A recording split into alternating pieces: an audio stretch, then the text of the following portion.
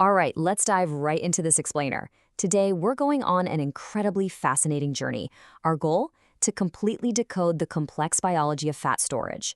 We really want to look at fat not just as, extra weight, but as a dynamic, highly structured organ in its own right. And we're going to explore exactly how modern interventions, everything from those breakthrough weight loss drugs you're hearing about to advanced contouring procedures, interact with our body's underlying biological blueprints. But before we get into the heavy science, let me pose a question that perfectly captures a major cultural moment we're living in right now. Why does losing weight sometimes make us look older? It's kind of a paradox, right? I mean, we naturally associate weight loss with health and vitality, and yet rapid fat loss can leave a face looking gaunt, tired, and aged. To figure out why that happens, we've got to connect some seemingly unrelated dots between our deep genetic biology and modern aesthetic medicine. So here's our roadmap for this explainer. First up, the science of fat distribution. Number two, the sagging paradox. Third, the GLP-1 disruption. Fourth, non-surgical fat solutions. And finally, surgical body contouring. Okay, section one, the science of fat distribution. Basically, understanding our biological baseline. We really need to completely rethink what fat actually is. It is not just some inert layer of insulation. It's a highly compartmentalized, metabolically active, and hormonally regulated organ system. We broadly categorize it into two distinct types. First, we have visceral fat. This is that deep, internal fat packed tightly around your organs, and it's heavily linked to metabolic risks and cardiovascular disease. Then on the other side, there's subcutaneous fat. This is the pinchable fat sitting just right beneath your skin, like the gluteal femoral fat on the hips and thighs, which, interestingly enough, can actually be protective. So what dictates exactly where you store all this fat? Well, it's your genes. Genome-wide association studies have pinpointed specific genetic markers, like the TBX15 and WARS2 genes, that literally tell your body where to deposit fat. And get this, your genetic fat distribution actually impacts your disease risk way more than your overall BMI alone. Now, it is incredibly fascinating to see how your endocrine system acts kind of like a traffic cop directing all this fat storage. Take cortisol, for example. An excess leads to central obesity and a rounded face, which doctors often call moon facies. Estrogen, that specifically promotes that youthful mid-face subcutaneous fat, which is exactly why a drop in estrogen during aging leads to rapid volume loss and sagging.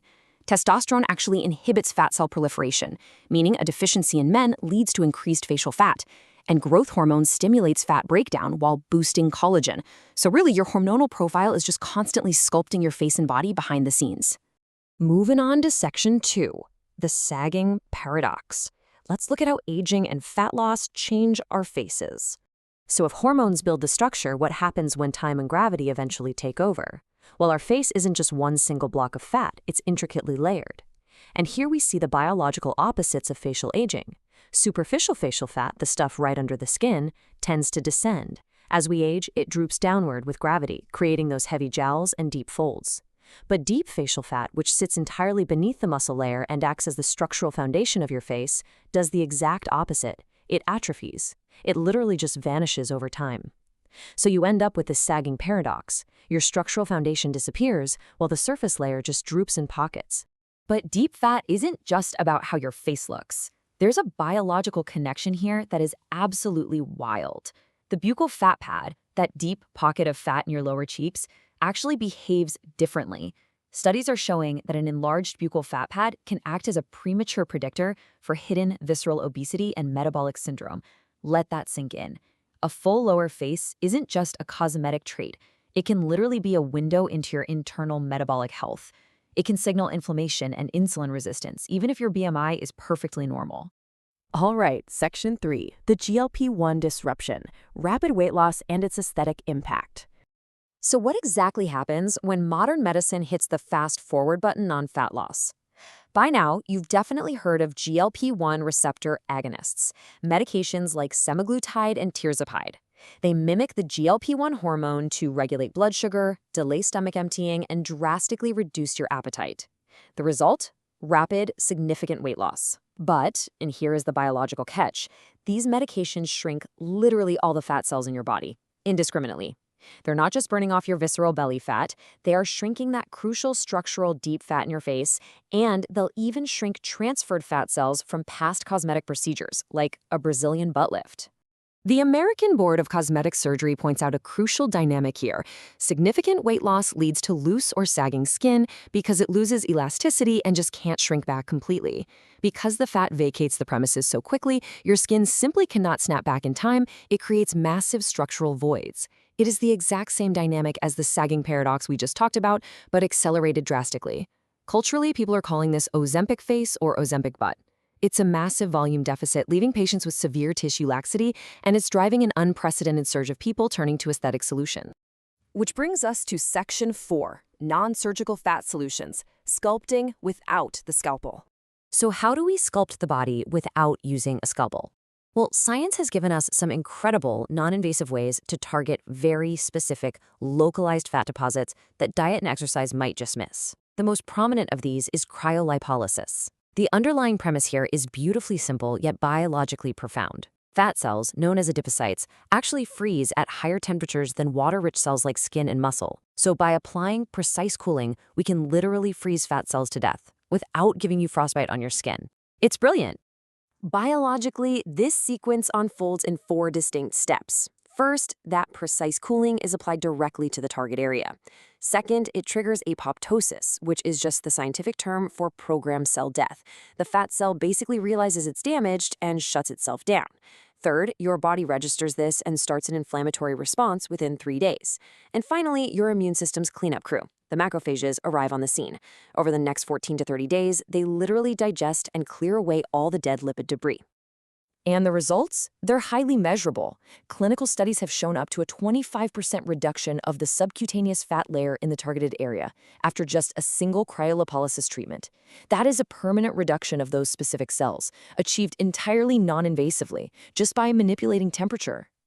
Another really targeted tool is chemical adipocytolysis, utilizing deocholic acid, or DCA.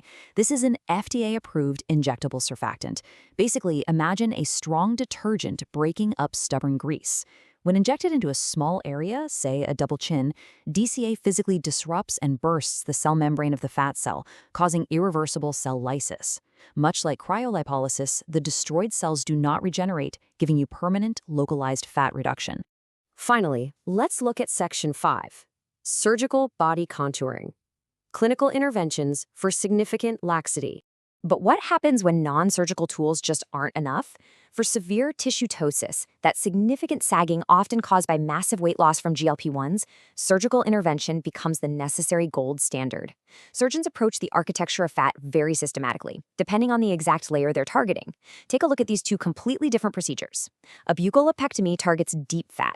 Because that buccal fat pad is encapsulated tightly beneath the muscle, it has to be carefully excised, literally cut out, to create permanent structural contouring in the lower face. Liposuction, on the other hand, targets the superficial fat layer. It uses mechanical aspiration to suck the fat out of areas like the neck or abdomen. And today, they frequently combine it with radiofrequency energy to simultaneously heat up and shrink that loose overlying skin. However, if you are considering this, timing is absolutely everything. If you're on a GLP-1 weight loss journey, cosmetic surgeons universally recommend that you have to maintain a stable weight for 6 to 12 months before undergoing any body contouring surgery. If you get surgery while your weight is still fluctuating, your skin and remaining fat are going to continue to shift around, which will completely compromise your surgical results. And that brings us to the updated safety protocols, which really brilliantly illustrate the care required for patients combining modern weight loss drugs with elective anesthesia. Beyond just weight stability, you absolutely must provide full medication disclosure to your surgical team. Interestingly, it used to be a strict blanket rule to stop GLP-1 medications a full week before surgery due to concerns about delayed stomach emptying. But the 2024 guidelines have actually shifted. Now, anesthesiologists evaluate patients on a case-by-case basis, meaning universally pausing your medication is no longer an absolute requirement. So, we've journeyed all the way from the genes that dictate where our fat lives, to the hormones that command it, to the drugs that rapidly shrink it, and finally, the procedures we use to manually sculpt it. I want to leave you with this final, provocative thought to ponder. With our genetic fat distribution successfully mapped, and with aesthetic medicine and pharmacology evolving at this breakneck speed, are we entering a new era where our physical shape is no longer just our biological destiny, but entirely a choice? It's a fascinating question, isn't it? Thank you so much for joining me for this explainer. Keep asking questions, and I'll catch you next time.